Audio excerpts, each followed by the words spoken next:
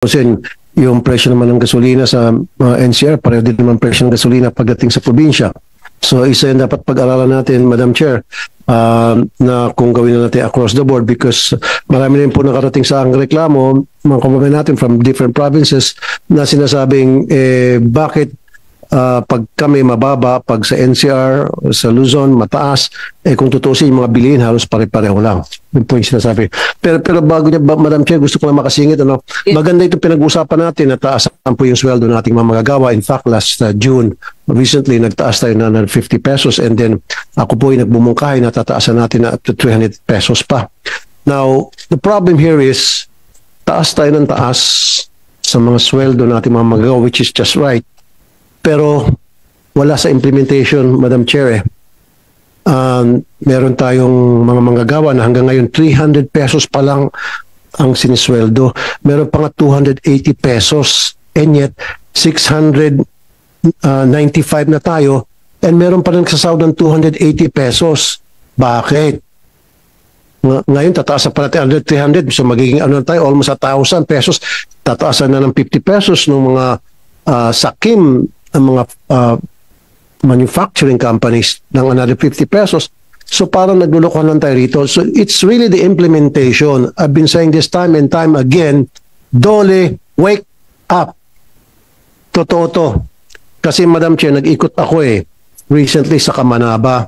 Yung mga top 5 biggest manufacturing companies dyan sa Kamanaba area. And never ever pa na-inspect ng Dole.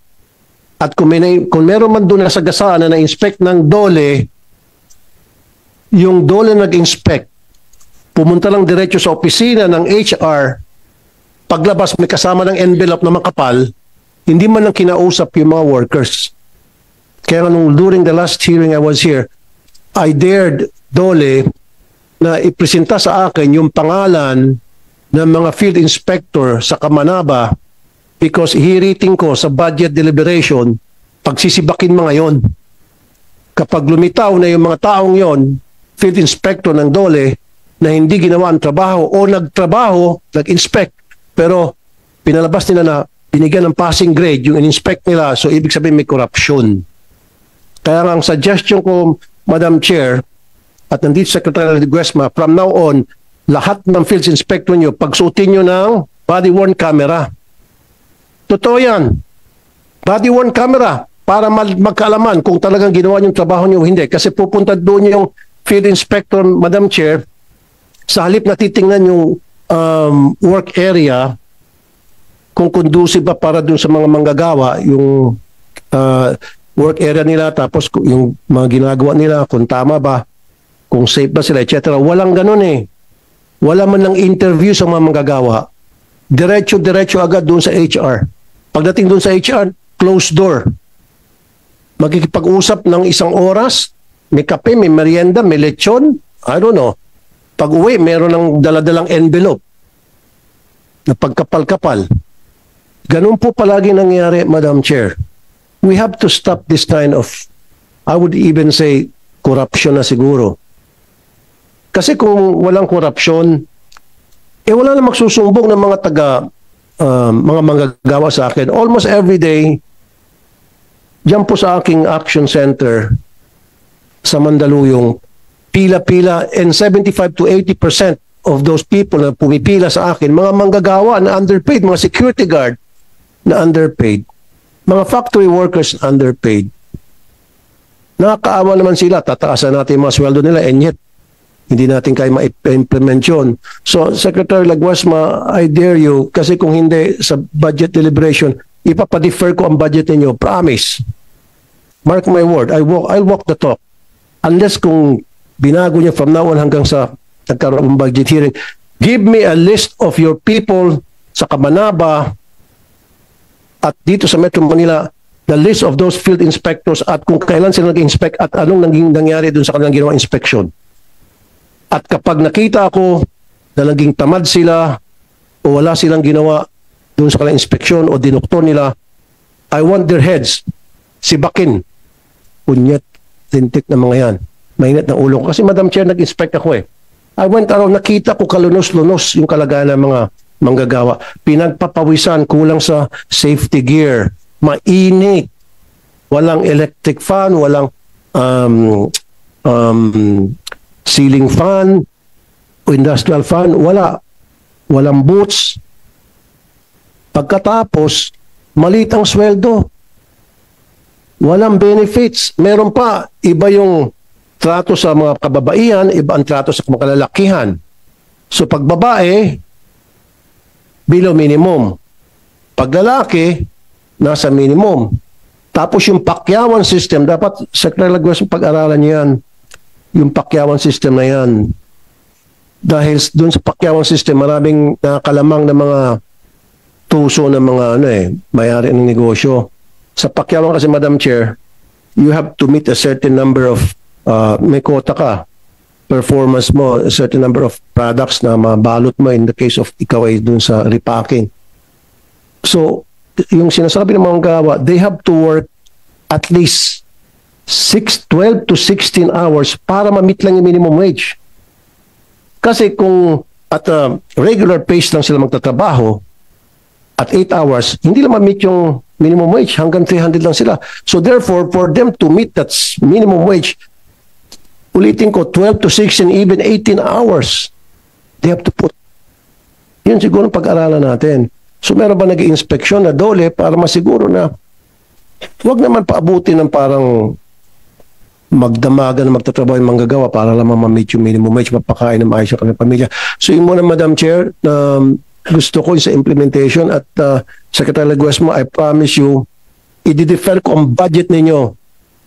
Pag hindi nyo pakita sa akin at pag walang nasibak, gusto ko may masibak din sa dole dahil hindi naman magreklamo sa akin yung mga magagawa kung hindi sila naapi sila ng kanilang mga employer at naapi pa rin sila ng mga taga-dole. Because if dole has just been doing their job, hindi na dapat sila magreklamo. Nasa pool na agad ng mga field inspector ng dole na, oy, kayong company A, o hindi kayo nagpapasweldo na maayos, napakainit dito, madulas, etc. Na-flag down agad. Bakit hindi? It's either hindi lang ginagawa ang trabaho nila o corrupt sila. So gusto ko may masibak. Pag hindi, i-defer ko ng budget nyo, I promise. So, hindi ako papayag na ituloy yung budget nyo hanggat hindi kayo magsiayos-ayos dyan sa dole. Yes, Senator Tulfo, I think Secretary Laguesma would like to answer. Yes, maraming salamat po, Madam Chair. I took serious note of the manifestation and the presentation made by the good Senator Rapi Tulfo, and commits to resolve, address this concern.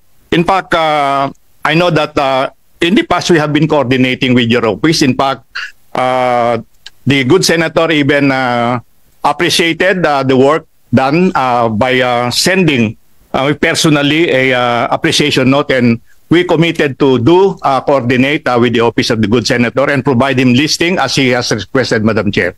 Maraming salamat po. Okay, yes, Secretary Laguesma, ang gusto kong mangyari talaga, maging seryoso kayo sa paggagawa ng trabaho ninyo, not you, meaning yung mga field inspectors ninyo.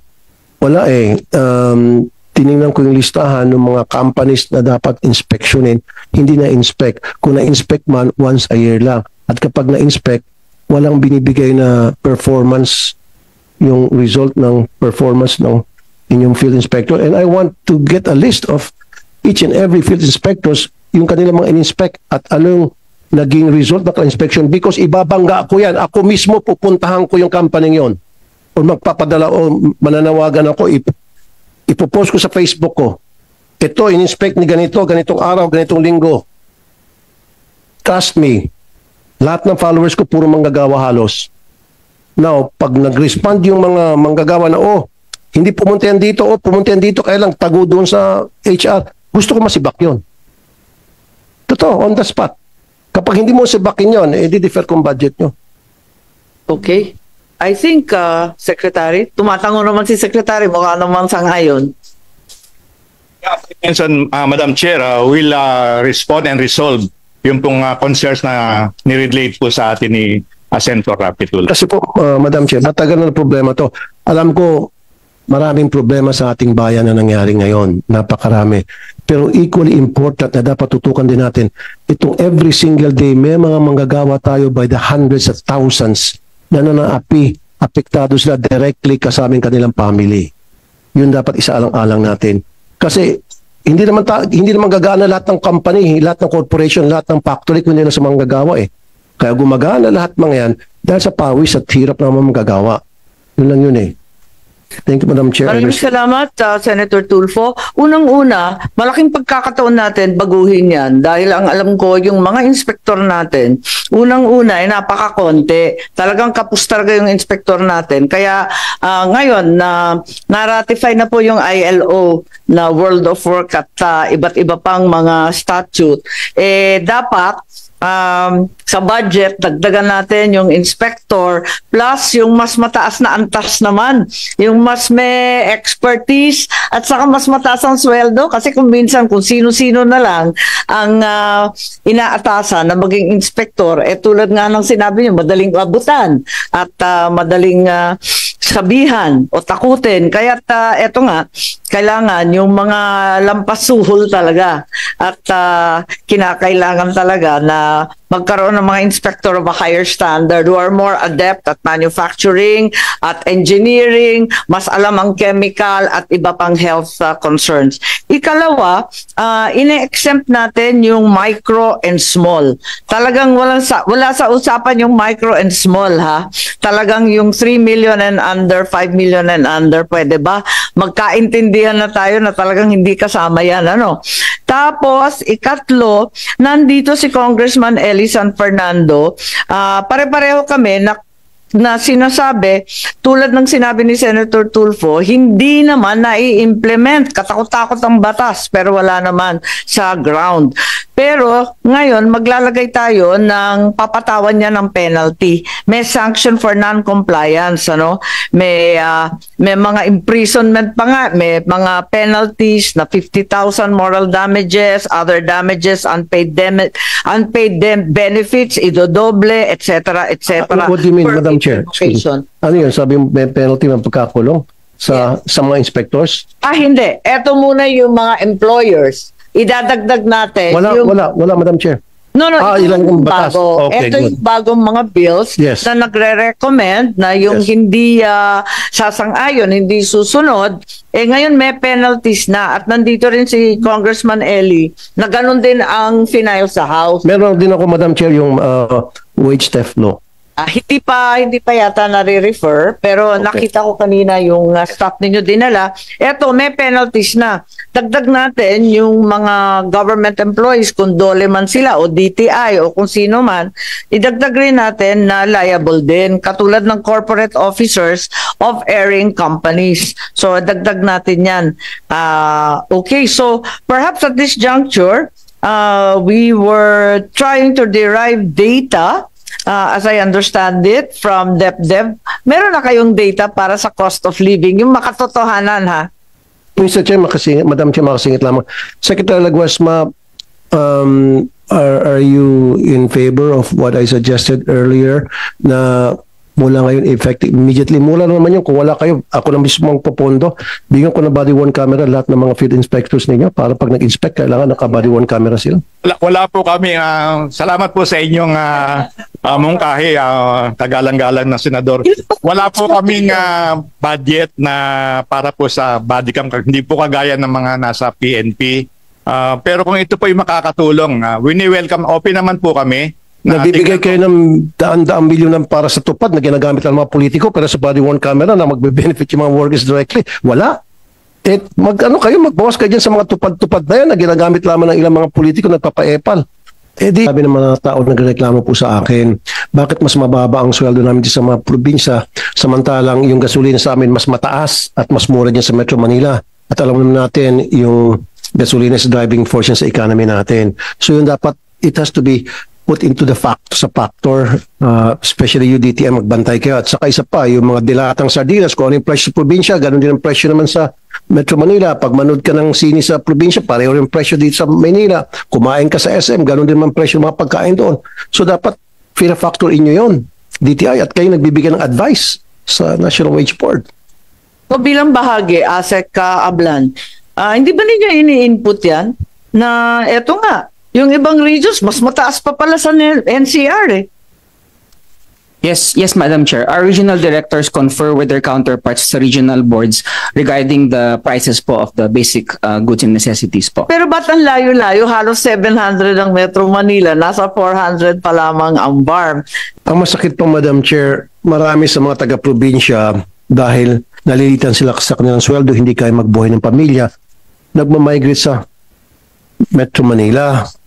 Pagdating sa Metro Manila, yun na nga, dumadami ng mga manggagawa na hindi na nakakaroon ng trabaho, nagsasapalaran, minamalas, o kung makakuha mo ng trabaho, below minimum naman. So bumabalik na lang ulit sila sa probinsya. So dapat, ang gawin natin, pag-aralan natin mabuti na baka pwedeng ipantay na lang kung ano sa Metro Manila, ganoon din tapos sa probinsya, para yung mga taga-probinsya, hindi na kailangan pa magpuntahan din sa Maynila. Ganun talaga kadalasan, Madam Chair, na interview ko sa programa ko. Galing ng Cebu, galing ng Bohol, umaalis doon or Davao, pupunta dito ng Metro Manila, magsasapalaran kasi napakalit ng sweldo, hindi raw enough para buhayin yung pamilya. Walang trabaho. Pagdating dito, nakakuha sila ng trabaho pero inapi naman sila dahil hindi na-implement ng DOLE yung minimum wage natin, or kung dumating man dito, wala nang trabaho, wala makita, kaya overpopulated at Metro Manila ng mga gusto maghanap ng trabaho. So that has to be studied by you guys, mga experts dito pagdating sa labor. Yes, Senator Tulfo and Congressman Eli, ang nangyari, ang DOLE nagbigay ng paper, mabigat yung study nila, yung kapal-kapal, rito. Secretary, is there something we can do to align the realities of the cost of living on the ground versus the disparity, the enormous disparity between... Madam Chair, pwede makasingit? Yes po. Yeah, kasi sa market, titingnan din natin yung sinasabi niyo mababang productivity. Actually, for me, it is not ang problema, binabaha tayo ng mga imported products from China na napakamura. So bakit pa mag-produce na maraming mga products yung ating mga companies dito? Sayang lang, hindi makapag-compete doon sa mga murang pumapasok na mga produkto galing China at sa iba pang bansa. Yun dapat magkaroon tayo ng balanse. Kung productivity-wise, I think we're producing enough locally para sa needs natin dito. It's just a matter, siguro kasama na dito yung DTI, DOF, Bureau of Customs, pigilan yung smuggling ng mga cheap imported goods from other countries such as China na hindi pwede makapag-compete yung mga local manufacturers natin dito. Thank you, Madam Chair. Tama rin talagang ang competitive tayo kung ihahambing. Yusek Edilion, you had surefire answer to low productivity. I share the same frustration po ng ating mga kagalang-galang na senador. Una po, nagpapasalamat tayo sa inyo po, Madam Chair, at sa kumiting ito para pag-usapan ng isang napaka-importante at napapanahon na topic patungkol sa pagbubuwag ng provincial rate na tinatawag natin. Just for the record po, Madam Chair, and to our distinguished colleagues here, I represent Kamanggagawa Party List. I do not represent the views of the entire House and the committee that I belong to, ang Committee on Labor.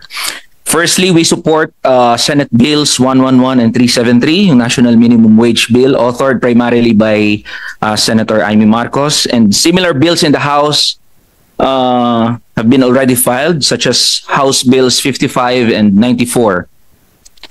Likewise, we support po the legislated wage increase of 200 pesos. In the House, there are several bills already filed. Among these are the bills filed by Deputy Speaker Raymond Mendoza of TUCP Party List and House Labor Committee Chair Jolo Revilla. And allow me, Madam Chair, to just present, para mabilis po tayo, yung main reasons as to why we support itong pagbubuwag ng provincial rate. Madam Chair, and to our distinguished colleagues, it's been 36 years since the enactment of the Wage Rationalization Act of 1989. Mag-aapat na dekada na pong hindi nare-review at napag-uusapan itong batas na nagbigay daan sa pagre-regionalize ng pagtatakda ng sahod ng ating mga manggagawa. Throughout the years, GDP, real GDP, and labor productivity have been increasing. Marami na pong mga pag-aaral ang nagsasabi at nagtuturo na ang produktibidad ng mga manggagawa at ang kita ng ating ekonomiya ay tumataas kada taon. Pero ang ating sahod ng mga manggagawa, real wages, have remained virtually the same. So kailangan po na makuha ng mga manggagawa ang makatwirang bahagi, the just share in the fruits of production. The workers are not asking for too much. What we are asking is the just share in the fruits of production, makatwirang bahagi na iniambag at ibinigay ng mga manggagawa sa ekonomiya. Pangalawa, Madam Chair, ang rason po kung bakit namin sinusuportahan ang National Minimum Wage ay dahil malaking kalokohan po yung kasalukuyang sistema ng pagtatakda ng sahod na nakabatay sa lugar kung saan nakatira ang mga manggagawa. Isang malinaw na halimbawa po nito. Katabi po ng Manila, sa Las Piñas, ang Cavite. Tulay lang po ang naghihiwalay sa Las Piñas at Bacoor, Cavite. Pero pag tumawid ka, mula sa Las Piñas, 695. Pag tumawid ka sa Bacoor, ang sahod na lang ng mga manggagawa sa Region 4A ay 560 pesos. Nung tumawid ba ako sa tulay na yon ay nag-iba ang presyo ng mga bilihin? Nag-iba ba ang pangangailangan ng mga manggagawa? Hindi naman ho. Kahalintulad yan ng mga manggagawa halimbawa sa Marikina at Cainta, Rizal. Pasig at Cainta, Marikina at Rizal, kung saan poste lang ang naghihiwalay sa dalawang lugar na yun.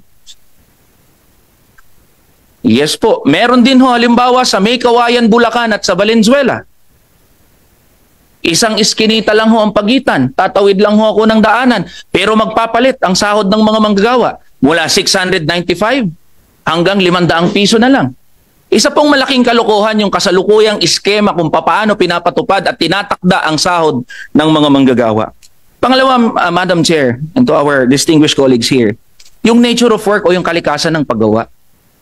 Ang BPO halimbawa ho, sa Metro Cebu, Metro Davao, Metro Iloilo, Metro Jensan ay parehas ng ginagawa ng BPO worker sa Metro Manila.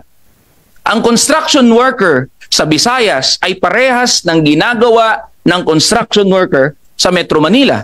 Pero bakit ang labor cost para sa mga construction worker dito sa Metro Manila ay 800 piso, samantalang ang mga manggagawa sa probinsya na gumagawa ng parehas na trabaho ay napakababa? Wala hong lohika ang pagtatakda ng sahod, Madam Chair, dito sa RA 6727. Mas mabigat ho ba ang semento dito sa Metro Manila? Mas magaling ho ba ang mga manggagawa dito sa Metro Manila kumpara sa mga manggagawa sa probinsya? Ang sinasabi namin dito, Madam Chair, parehong pagod, dapat parehas din ang sahod. Kanina po, Madam Chair, binanggit na kaya nagkakaroon ng pagkakaiba-iba sa sahod ng mga manggagawa ay dahil doon po sa tinatawag na cost of living. At maganda po na inamin po kanina ng ating mga kasamahan dito na walang uniform na pagtatakda ng cost of living. Pero Madam Chair, pasimplihin na lang po natin ang usapan. Pwede po ba nating sabihin sa harap halimbawa ng mga Ilocano, ng mga Caviteño, na mas murang mabuhay sa probinsya kumpara sa Metro Manila? Can we really say that? Hinahamon po natin ang ating mga kasama dito na kung kaya nilang sabihin yan dun sa mga manggagawa and on the record, sabihin po nila. Dahil iisa lang po ang babanggitin ng mga manggagawa sa probinsya at sa Metro Manila. Ang kinakain nyo dyan sa Metro Manila ay parehas din ang kinakain namin sa probinsya. Ang pangangailangan nyo sa Metro Manila ay parehas din ang pangangailangan namin sa probinsya. Kadalasan ay mas mahal pa ang mga pangunahing bilihin sa probinsya dahil sa added na transportation cost. Dahil kalakhan po ng ating mga produkto ay ini-import, binabagsak dito sa Metro Manila, dadalhin sa mga probinsya, meron ho na dagdag na transportation cost. Ito pong ating final na batas, panukalang batas sa House Bill 94, Madam Chair, ay meron pong 5-year transition upang i-address po itong pangamba ng ating mga negosyante na magkaroon ng shock sa ating merkado. Ito rin po ay tatambalan ng isa pang bill, yung Industrial Wage Fixing Mechanism. Instead of regionalized wage fixing mechanism, ang ating pong pinapanukala ay industry-wide wage fixing mechanism. To end, Madam Chair, there is something fundamentally wrong when employers view their workers as just cost in their accounting books. Pag tinitignan lang ho ang mga manggagawa bilang cost sa kanilang mga accounting books, maling-mali ho yun, Madam Chair. Kasi madali nilang tanggalin yung mga manggagawa dahil nga cost lang. sa accounting books ng mga employer. Ang amin pong sinasabi, tignan ang mga manggagawa bilang partners for development. Hindi bilang pabigat sa kanilang mga kumpanya na madali nilang sabihan na dahil tumataas ang presyo ng kung ano-ano mga bagay, tatanggalin namin kayo. Tignan ang mga manggagawa bilang pangunahing salik kung bakit tumatakbo ang mga kumpanya, ang mga pabrika. And that is why, Madam Chair, we support your bill, and rest assured this representation will push for the passage of that bill in the lower house. Thank you, Madam Maraming salamat sa ating minamahal na kinatawan, Eli San Fernando. Very valuable input, therefore, from you. And with that, we acknowledge also the presence of Senator Robin Hood Padilla. Maraming salamat. At doble-doble na yung quorum ko ngayon. Yes, may opening statement ang aming rockstar ng Senado. Magandang umaga po sa inyong lahat. Ang umiiral na mekanismo ng panrehiyong pagtatakda ng sahod na ipinakilala sa pamamagitan ng Republic Act No. 6727 o ang Wage Rationalization Act ng 1989 ay para isaayos ang pasahod batay sa kalagayang sosyo-ekonomiko ng bawat rehiyon. Sa kalaunan, lumitaw ang malalim na kahinaan ng sistemang ito. Nananatiling malayo ang minimum wage sa karamihan ng mga rehiyon kumpara sa family living wage na nasa pagitan ng 1,000 hanggang 1,300 bawat araw. At higit pa sa mga lugar tulad ng BARM kung saan kinakailangang halaga para sa pamumuhay ay lumalagpas sa 2,000 bawat araw. Subalit nananatili lamang 361 ng umiiral na sahod na siyang pinakamababa sa buong bansa. Kaya inaasahan po natin na itong pagdinig na ito sa pamamagitan po ng ating minamahal na Senadora Amy Marcos, kasama po ang ating idol Raffy Tulfo, ay atin pong masiayos ang mga suweldo ng ating manggagawa. Maraming salamat po. Maraming salamat mula sa ating Senador Padilla. Isa pang may akda ng isang panukala rito. Can we call